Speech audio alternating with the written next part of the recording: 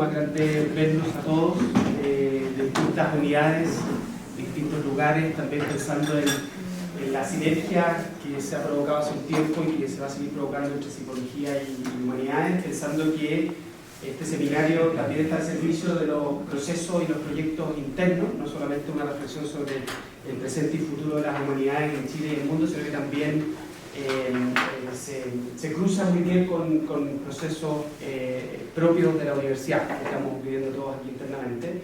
Y en su momento, cuando pensamos con Klaus un poco en el tema, porque es como súper libre, los temas van saliendo a la medida que se van proyectando cada seminario, que es además el penúltimo del año.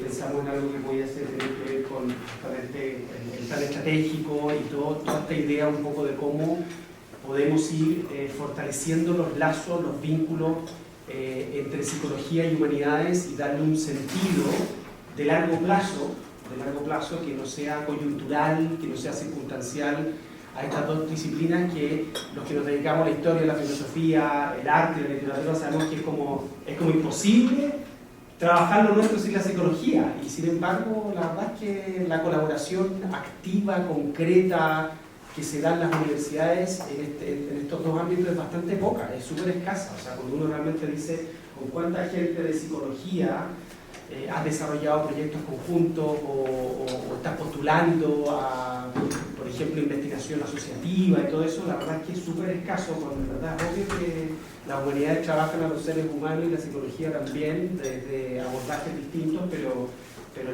digamos, los sujetos de estudio es el mismo. Así que para nosotros es un gran placer recibir acá a nuestro decano, a Klaus Droste, que es psicólogo, es doctor en Humanidades de la Universidad Abad Oliba, CEU, de Barcelona. La gran mayoría, si no todos los que estamos acá, lo conocemos muy bien desde hace mucho tiempo. Pero bueno, evidentemente como esto se graba, no se transmite online, porque se favorece justamente esto, la presencia, o sea, que nos podamos ver, que podamos conversar. Por eso que también hay algo ahí para tomar y comer, porque también esto es súper importante. Después de te sacan las partes. Sí, literalmente, sí. Y la verdad es que en todos los seminarios hemos tenido que editar algo. ¿Ah? En algunos más que otros. Se ha dicho, sí, se han dicho muchas cosas ya en estas 4 sesiones que hemos tenido, súper interesantes, y la verdad es que después esto se pone en YouTube, esa es un poco la idea. Así que por eso que también vale la pena presentarlo a los expositores, porque no todo el mundo que luego ve esto en YouTube sabrá conocer a la persona. Bueno, Klaus además es profesor universitario con una tremenda trayectoria en varias universidades chilenas, donde ha asumido distintas cátedras y cursos de psicología. Y hoy día nos va a iluminar con un tema que se titula Humanidades y Psicología, posibilidad de un diálogo enriquecedor. Muchas gracias, Klaus. Gracias, señor director del Laboratorio de Humanidades. Ya, lo siento, estoy medio resfriado, así que en una de esas estornudo, me sueno o tomo agua. Se edita después. Se edita. Sí, por eso, pero no sé si la voz maquillar y cambiar. Ya, excelente. Entonces, gracias por la convocatoria. Hay de psicología, de humanidades. Y, bueno, la idea de esto, remarcar eso, la idea de estos encuentros es como encontrarse las personas a la facultad una vez cada 2 meses, en fin. Por eso hay cosas para comer, un café, para hacer lo que eran los coloquios, seguramente que veníamos de filosofía, y retomando esos espacios de encuentro y de conversación. Lo que voy a hacer yo es relativamente sencillo. Si lo ves muy sencillo, ponen cara y lo complicamos un poquito, yo voy a darle un poquito más de... Pero también responde a algo bastante personal, digamos, puedo estar bien equivocado en lo que voy a decir, pero es cosas que me parece ver o que me pareció vivir en el momento en que yo también estudié psicología, porque uno también ha hecho un camino, y ese camino también a uno lo llevaba a las humanidades.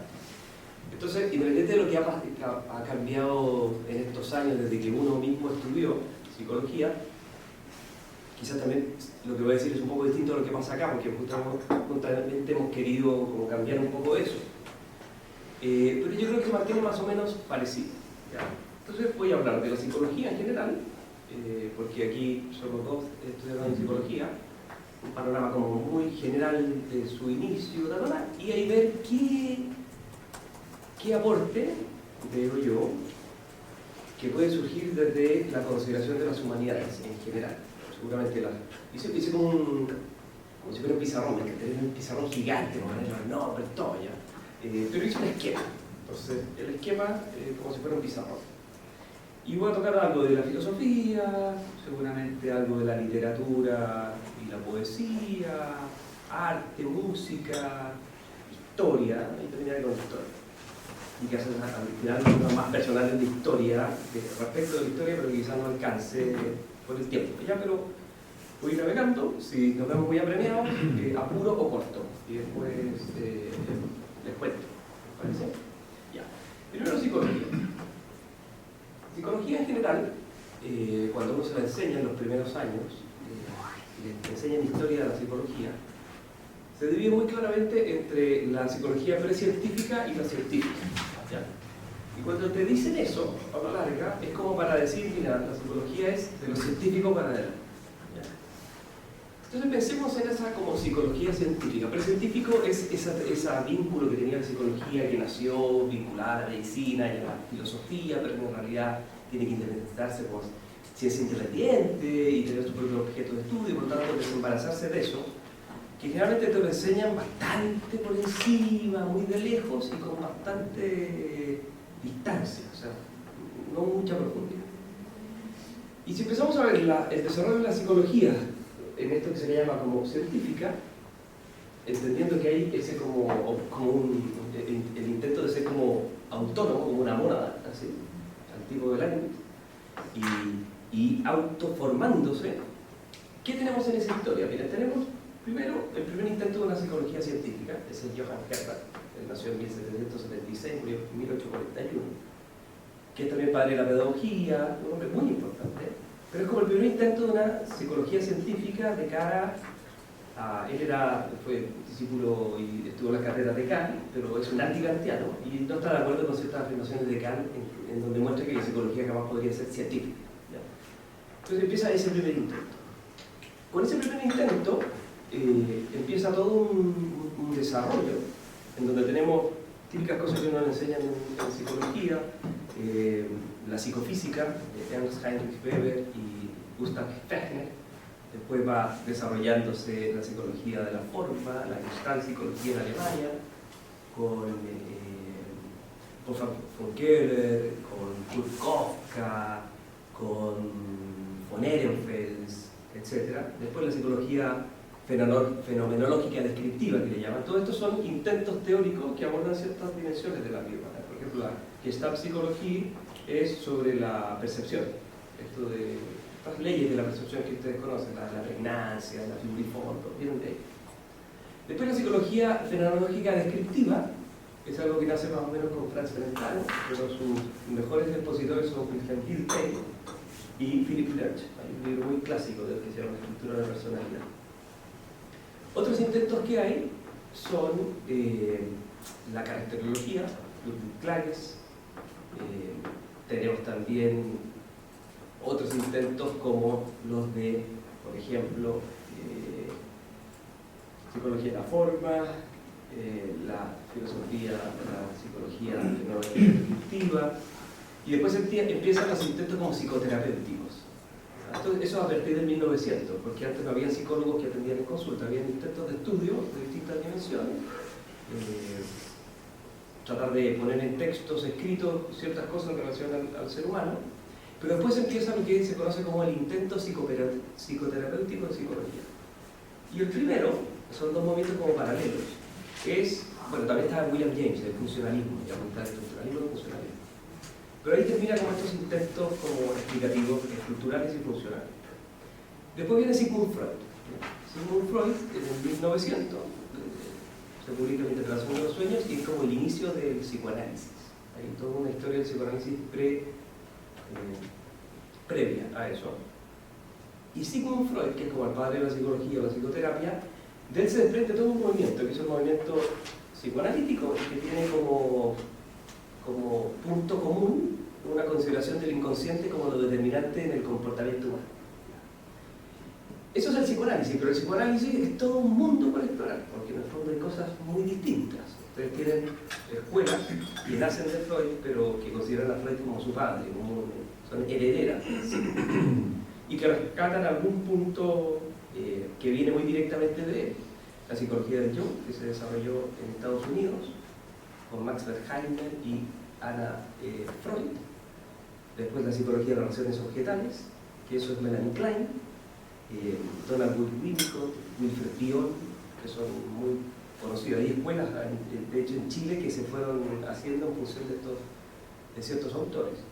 Los neopsicoanalistas, Stark Sullivan, la Karen Horney, la psicología lacaniana, con Jacques Lacan, francés, otros son ingleses, o sea, se van desperdigando como por el mundo. La psicología del self, Heinz Kohut, y eso todo es una línea psicoanalítica que reconocen Freud como un principio. Pero el psicoanálisis no termina ahí, porque hay disidentes de Freud, es decir, escuelas psicoanalíticas que se mantienen dentro de esta idea del inconsciente, pero que son disidentes de las posturas originales de Sigmund Freud. El primero de ellos es Carl Gustav Jung. Eso es la psicología que se llama individual, o sea, no, perdón, la psicología analítica, porque la individual es la de Alfred Adler, que también se separa, después tenemos un minuto. Y hay otro disidente menos conocido que es Alfred Adler, Rudolf Allers. Esos tres personajes son también dentro del psicoanálisis, por lo tanto el psicoanálisis es como todo un mundo donde al neopsicoanalista no le gusta que lo confundan con un hombre de la psicología del ser. Y la psicología de las relaciones objetales tiene unas ideas muy distintas a la de psicología del yo. Y así suma y sigue. Y alguien que es un lacaniano no se va a entender con alguien como un junguiano en general. Eso es todo el psicoanálisis. Paralelo a eso, más o menos, se desarrolla una corriente que es como, no contraria, pero está en otra vereda, que es lo que se conoce como el nombre de conductismo. El conductismo, voy a ir más rápido porque si no, ya. El conductismo, después de las observaciones fisiológicas de Ivan Pavlov, surge John Watson, conocimiento clásico. Después, Burdus Friedrich Skinner, que es el conocimiento operante. Edward Thorndike, Carl Hall, Edward Tolman, Albert Bandura, mensaje social, es todo lo que se conoce como conductismo. Y el conductismo también plantea una suerte de determinismo que viene del ambiente. El psicoanálisis no reconoce esa vertiente como una posibilidad explicativa del comportamiento humano, sino que más bien una determinación inconsciente. Como postura alternativa y contraria a estas dos, es lo que aparece como el humanismo de psicología. Pero ya estamos avanzando en el 1900-1950, por ahí. ¿Quiénes son? Generalmente son ex psicoanalistas. Ese grupo es un grupo muy heterogéneo, es decir, no son escuelas en las que unos son deudores de otros. O sea, no podemos, es una clasificación un poco artificial, porque se les llama humanistas simplemente porque ponen un acento en que el ser humano en realidad no tiene una naturaleza, sino que más bien un núcleo de libertad que tiene que autogestionarse, pero con visiones muy distintas unos de otros. El primero es Abraham Maslow, después está Carl Rogers, está Viktor Frankl, que quizás conocen más, es más cercano a las humanidades, Erich Fromm y Fritz Perls, con la psicología de la Gestalt. Son como los humanistas. Después surge otro movimiento, distinto, en otros momentos, sin muchos vínculos con los precedentes, que son lo que se llama la psicología cognitivo-conductual. Albert Ellis, el modelo ABC, Ion B, el tratamiento de la depresión, Michael Mahoney con el paradigma afectivo inconsciente, George Kelly, Paul Václavic, que es como del constructivismo. Eso es como otro grupo, distinto. Después está la psicología sistémica, que al final también intenta explicar la vida humana, pero no desde el individuo, sino que más bien desde el sistema en que está inserto. La psicología sistémica son Marcellini Palazzoli, Salvador Minucci, etc. Otro grupo. Otra posibilidad es la psicología social. Kurt Lewis, Sloterdijk, de ahí surge también la psicología después comunitaria, va evolucionando, psicología social. Lo más contemporáneo que tenemos ahora, además de las neurociencias, donde aquí tenemos un gran representante, es la psicología transpersonal de Stanislav Grof, y la psicología positiva de Martin Seligman, que es como que la que más se distancia porque quiere poner el acento no en la enfermedad o en lo patológico, sino que más bien en lo bondadoso o positivo de la vida humana. Esto es, si uno hace un recorrido de lo que teóricamente tenemos, es como esto, más o menos. Evidentemente que hay autores más contemporáneos, pero siempre uno puede vincular a una u otra escuela, a una u otra tendencia. Y se han intentado hacer ejercicios de integración. Aquí un psicólogo Paso que trató de hacerlo, tampoco resultó. ¿Por qué? Porque todas tienen diálogos de, paradigmas muy distintos, vocábulos muy distintos, énfasis muy distintos, y al final lo que pasa en psicología es que uno al final le dice, mira, ve qué te hace más sentido a ti. Sea respetuoso lo que dice otro, pero haz tu camino y métete en tu tema. Métete, ¿quieres ser cognitivo-conductual? Busca uno. ¿Quieres ser social? Avanza. Evidentemente que se pueden establecer diálogos que intentan hacer una colaboración, pero muy superficialmente, porque al final son ideas muy distintas de ser humano que hay a la base. Entonces, al final, está lleno de mucha creatividad, porque hay mucha creatividad en las cosas que se dicen, pero la imposibilidad real de poder tener un discurso unitario en el cual podamos todos encontrarnos. ¿Sí? Sino que convivimos y están las escuelas y vienen las investigaciones. Pero si uno lo viera, no hay una unidad interna conceptual, no existe. ¿Ya?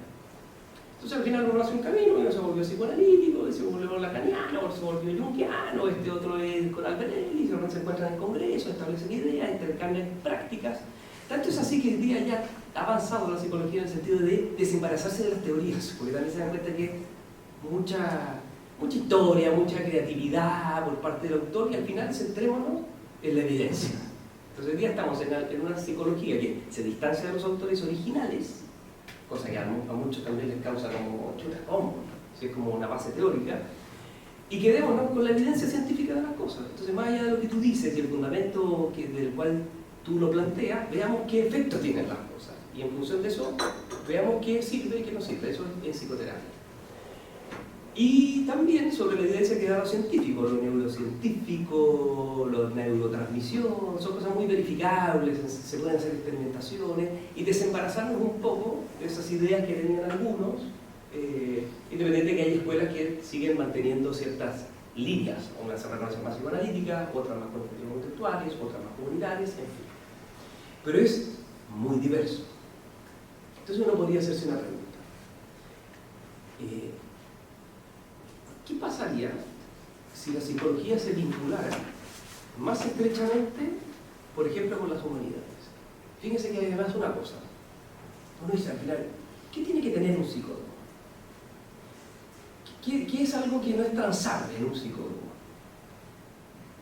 ¿Qué hace psicoterapia? ¿Que observa el ser humano en grupo o individualmente? Lo que sí tiene que tener un psicólogo es un hábito, el hábito de ver a la persona. Un hábito, una capacidad de poder leer cosas, de acercarse al ser humano. Ese hábito no es una cosa meramente intelectual, no es como tener un concepto. Yo puedo tener el concepto de persona y no tener el hábito de ver a la persona. Se trata de suscitar una inclinación, una connaturalidad con lo humano. Tiene que connaturalizarse con lo humano, de manera que nunca pierda el asombro.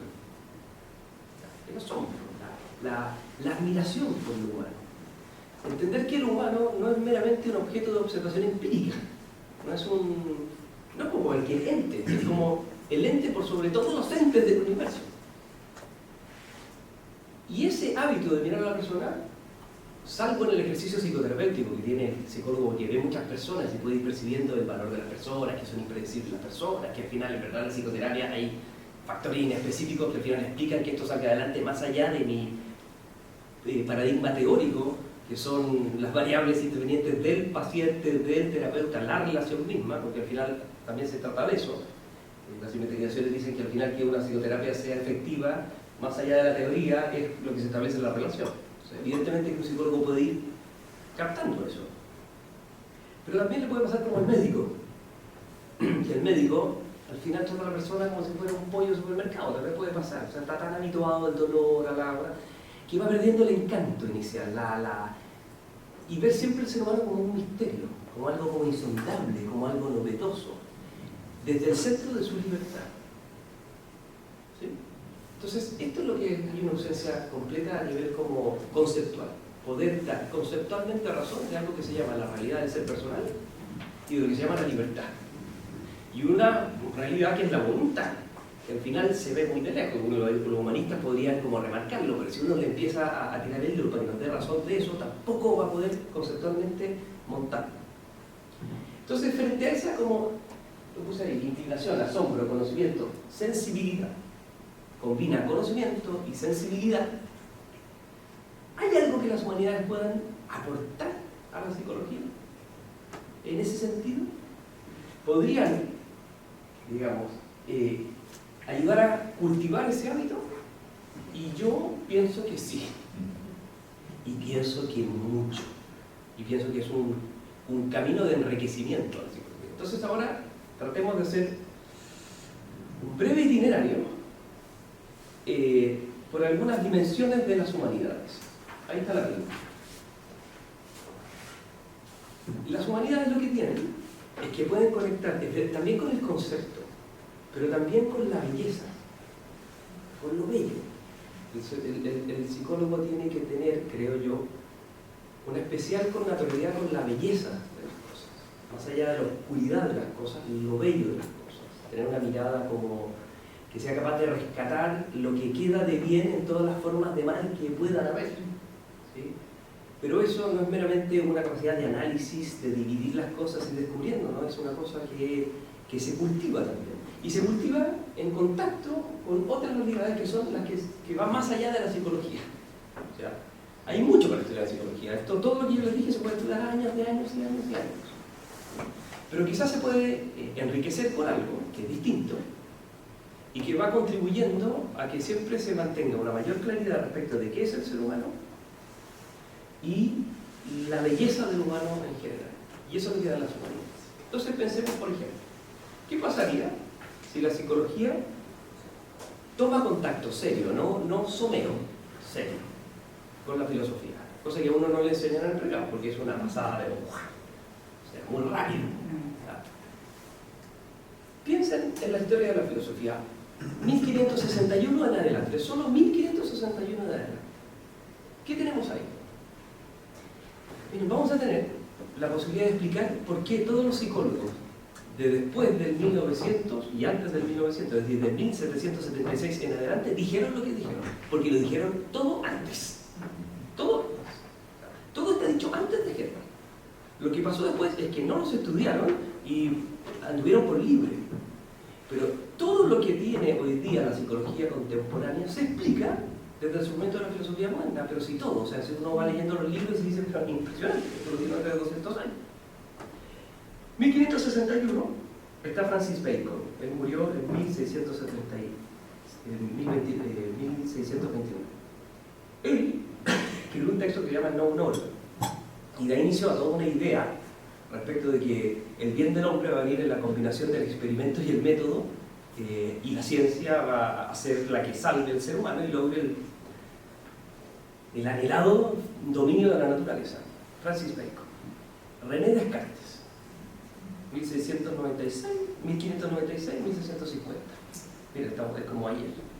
Benito Espinosa, 1632, 1677.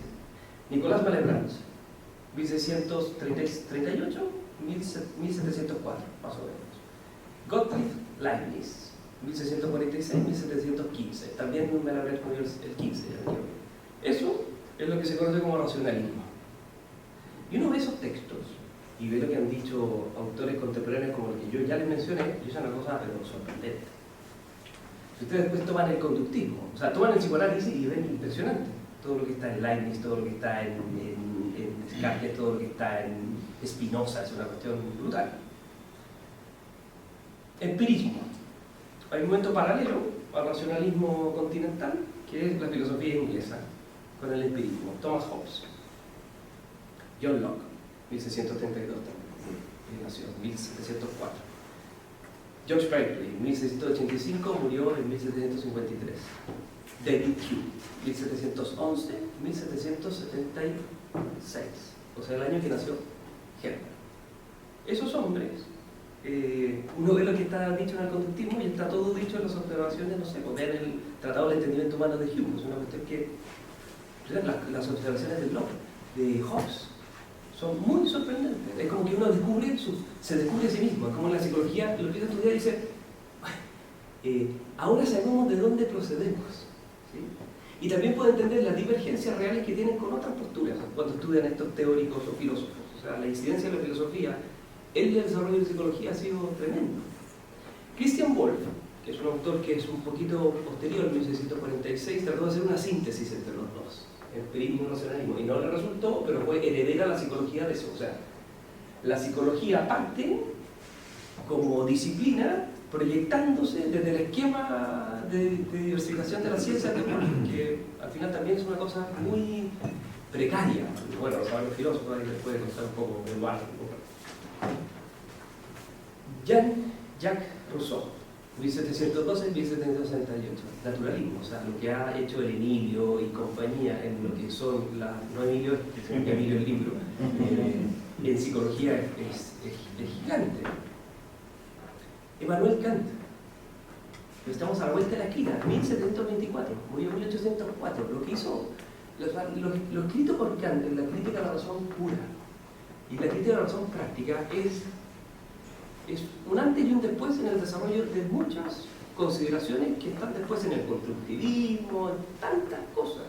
O sea, de una riqueza los textos, de unas observaciones, de una claridad, evidentemente con sus errores, pero monumental. Y eso inaugura y da posibilidad a que aparezca el idealismo alemán. O sea, el que no sea capaz de ver los vínculos entre la psicología contemporánea y el idealismo alemán está ciego, no conoce la psicología. No se entiende la psicología por ella misma. O sea, si uno no lee a Fichte, no lee a Schelling, no lee a Hegel, pero estamos hablando, Hegel murió en 1831. O sea, es justo casi con los intentos de desarrollo de la psicología en el 1900 en adelante. El romanticismo alemán, Arthur Schopenhauer. El positivismo de Isidore María Busch François Javier Comte, murió en 1857. Comte y el positivismo. Ludwig Feuerbach. ¿Qué hizo? Lo que dijo Feuerbach.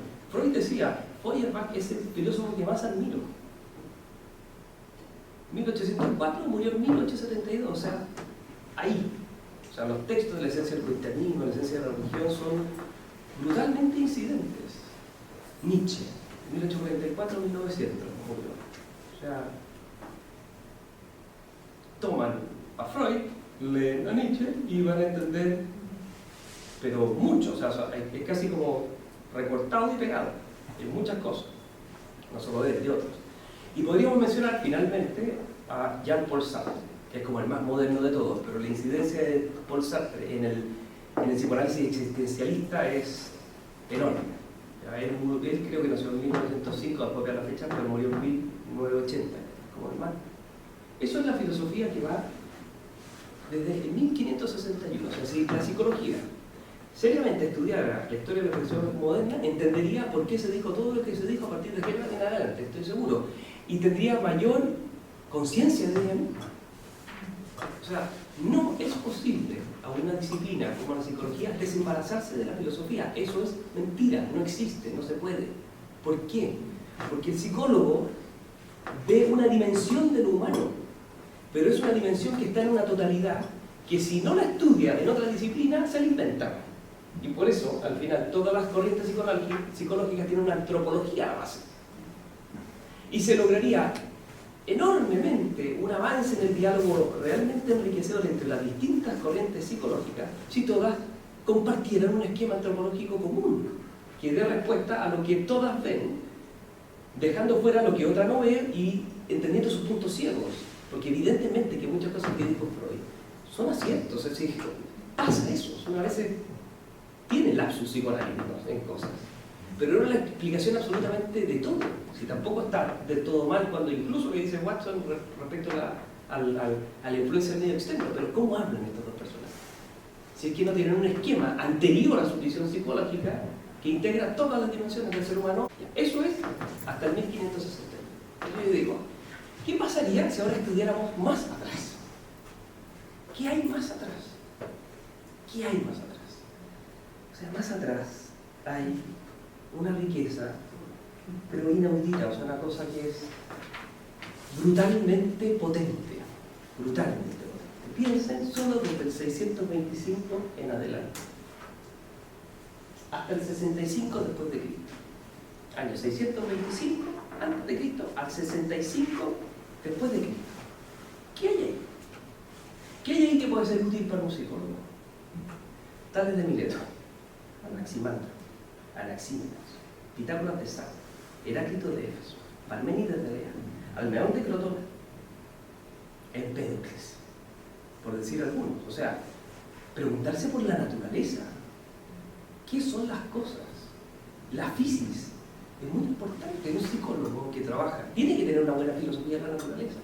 Pero ahí comienzan las preguntas potentes y se van articulando unas a otras en una concepción de que el conocimiento no surge de un personaje, que es lo que deberíamos de Descartes en adelante. O sea, ¿cómo puede ser que las meditaciones metafísicas digan que va a tomar como falso, absolutamente falso, lo que le merezca menor duda?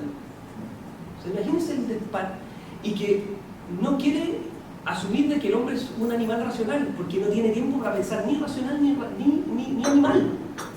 O sea, voy a partir yo voy a poner la piedra angular. Eso no existe en el conocimiento humano. Si el conocimiento humano es muy finito, es un avance lento, paso a paso, con miles de errores, en donde uno toma con respeto lo que ha dicho otro. No esto de elegirse como el iluminado, si eso no existe. O sea, no tendríamos las obras después de Aristóteles sin todo ese trabajo. Anaxágoras, Sócrates, Hipócrates, Demócrito, Platón, 27 diálogos, Aristóteles. Pero Aristóteles toma todo lo anterior y da su paso, toma la Platón y da su paso. Epicuro de Samos, Zenón de Cito, Séneca, Andrónico de Rodas, Cicerón, Marco Tulio Cícero, imagínense. O sea, uno podría estudiar y enriquecerse,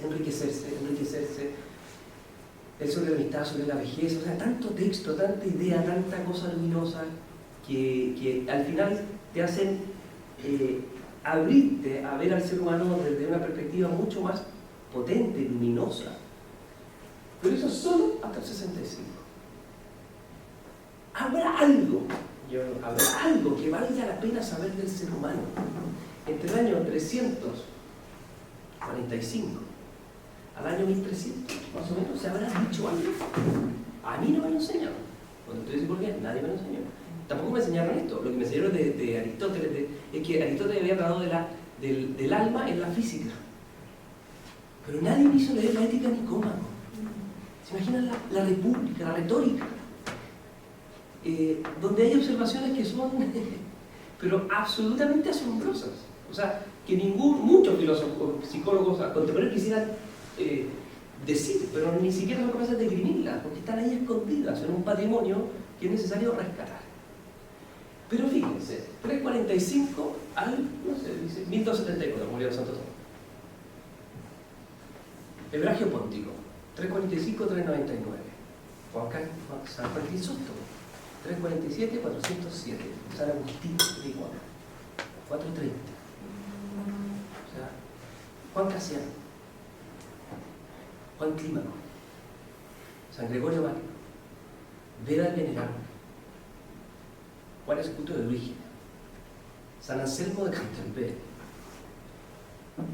San Bernardo de Claraval, San Próspero de Aquitania, Santa Hildegarda de Bingen, Alejandro de Ales, Alberto Magno, San Juan Buenaventura, Santo Tomás de Aquino.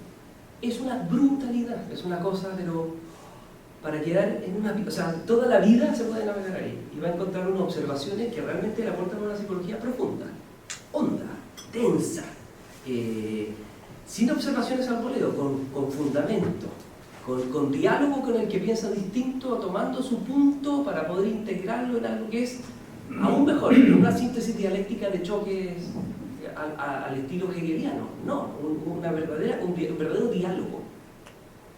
Esto es un enriquecimiento para la psicología. O sea, la psicología puede aumentar y ampliar su visión del ser humano y ahorrarse una cantidad de errores con esto, porque de ahí puede surgir una antropología lo suficientemente amplia que cualquier teórico de la psicología estudia y va a poder situarse en un plano más allá de su punto de vista para poder dialogar con otros e intercambiar ideas que al final contribuyan a lo que todos queremos, el bien del ser humano. Pero eso no se logra desde pensar de que uno es una ciencia independiente de tal manera que tiene que desembarazarse de lo que ha recibido. Eso no lo puede hacer nadie. Se puede hacer, pero eso se paga. Se paga en que uno queda encapsulado, aislado. ¿Sí? Esto amplía. Ya, eso es solo la filosofía.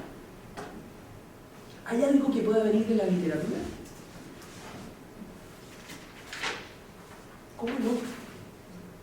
Fyodor Dostoyevsky, León Tolstoy, Homero, Sófocles, William Shakespeare, Wolfgang von Goethe, William Golding, Gilbert K. Chesterton, C.S. Lewis, Tolkien, miren, por decir algunos, que te muestran la complejidad de la vida humana, las cosas que pasan en la vida humana, te sacan de la comprensión monotemática y autorreferente, te van dando pistas, o sea, ¿cómo puede ser que no? O sea, estoy diciendo unos de esos, a ustedes se les ocurren miles más, porque hay muchos más, pero estos son como imperdibles, son como imperdibles. O sea, ¿cómo entendemos la vida sin antígona? Aunque se entierran muertos. Pero si eso no es una explicación psicológica, se tiene que ver con una madurez humana, con captar otras cosas que no son necesariamente algo inconsciente o algo del medio, es otra disciplina, es otro tipo de reflexión. Pero que además no solo te ayudan, porque te dan para pensar, lo que hace la literatura te da para pensar lo humano, lo complejo del humano. ¿Sí? Te dan casos que no son los de la vida humana, es de vida real, pero no sé, los endemoniados, los hermanos Karamazov, Ana Karenina, no sé, como las teleseries antiguas, pero de otro caribe, con otras cosas. La poesía. La poesía, ¿por qué la poesía? Mucho la poesía. Porque la poesía te sitúa en otra frecuencia. O sea, lo mismo que es objeto de un juicio conceptual, te lo dice de una manera metafórica, con otra belleza, vinculando la afectividad. Pero piensen, no sé, es que la poesía tampoco hay autores, porque hay tanta poesía que hay un señor que escribió muchas cosas que no vale mucho la pena, pero escribió un tema, o una poema, o en un fragmento algo notable. Su libro Proudhon, Gustavo Adolfo Bécquer, Juan de Dios Pesa, los hermanos Joaquín y Serafín Álvarez Quintero, no sé, José María Gabriel y Galán, tantos poetas, tantas poesías, Mata, que está ahí, que te dicen, no sé, en un par de cosas, algo que psicológicamente uno podría pensar y darle vuelta, que te hablan del espíritu humano, de los recovecos, de cómo el ser humano se esconde a sí mismo, se esconde sus cosas, en otro modo. O sea, sin poesía no se puede hacer psicología, creo yo, psicoterapia, porque muchas cosas vienen en el lenguaje no poético, oculto, disfrazado, pero no por maldad, por inhibición, por temor, pero eso tú lo aprendes viendo, no sé, el drama de la vida humana, Rafael de León, Fray Luis de León, Lope de Vega, pero para navegar y navegar y navegar y navegar. Una riqueza. La música y el arte. ¿Qué se puede sacar de la música? Voy a dejar aquí, porque si no alcanzo, el cinearte. Cinearte, películas, porque ya eso es. Se hace mucho en psicología, películas, pero yo lo haría después de hacer este otro recorrido. O sea, ahí instalaría las películas y la música de películas, que es fascinante, pero pensemos solo en música.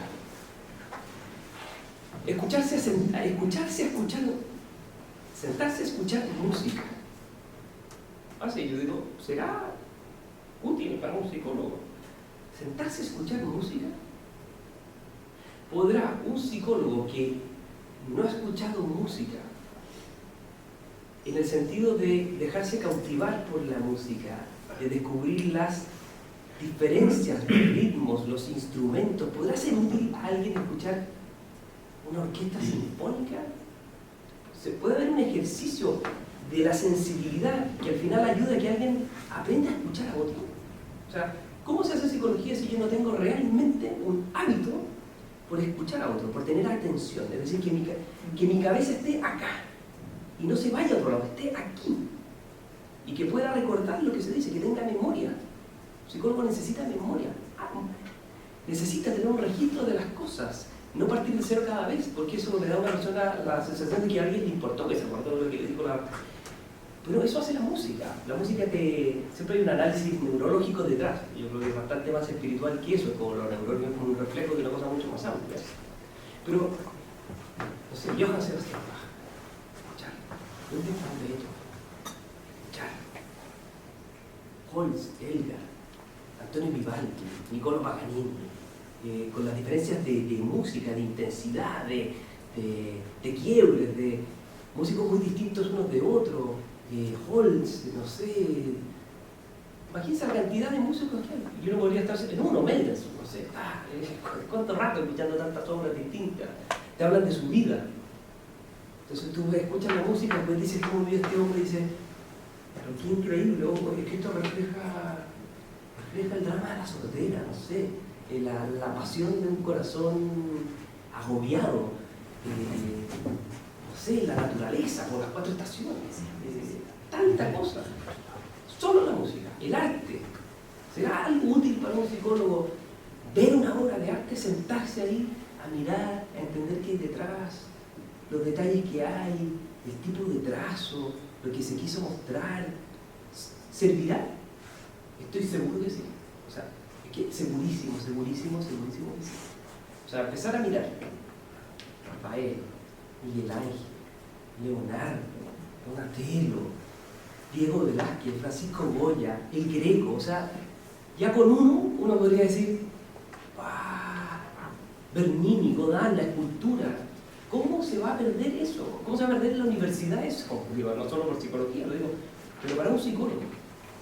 ¿Puede haber algo útil ahí? Estoy convencido que sí. Mucho. ¿Y la historia? La historia. ¿Puede ayudar la historia al psicólogo, ser un mejor psicólogo, a enriquecer toda su ciencia? Pero es que yo creo que no se puede ser buen psicólogo sin conocer la historia. O sea, no solo la historia de la psicología y esta previa que dije yo, y ni tampoco los filósofos, porque eso hay que pensarlo, pero la historia.